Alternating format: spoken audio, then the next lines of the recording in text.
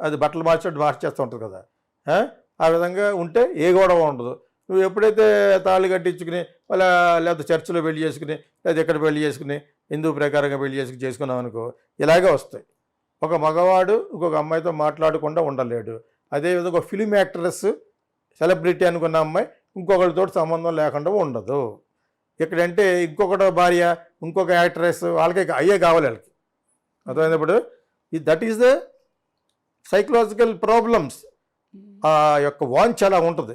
అంచేది ఇది జరగదు. ఇక్కడే కాదు, బయట వాళ్ళు కూడా పెళ్లి చేసుకున్న 6 నెలలకు డివోర్స్ చేసుకుంటున్నారు. ఎందుకు? ఎవరి కాళ్ళు ఇండిపెండెంట్గా బతికే రోజులు వచ్చేసినాయి కాబట్టి. ఆ విధంగా ఫిలిం అనేది తక్కువ తిందా? ఫిలిం అనేది ఫస్ట్ స్టెప్. అంచేత సమంత ఇంకొక డైరెక్టర్ని పెళ్లి చేసుకోవద్దు, అందరు క్లోజ్గా ఉండొద్దని చెప్పడం ఇతను ఎవడు? అలా ఎవడు చెప్తాడు అసలు?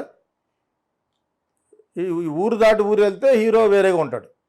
అసలు అమ్మాయిలతోటి ఆ హీరోయిన్లతోటి ఎఫ్ఐఆర్ లేకుండా ఎవరు ఉండరు.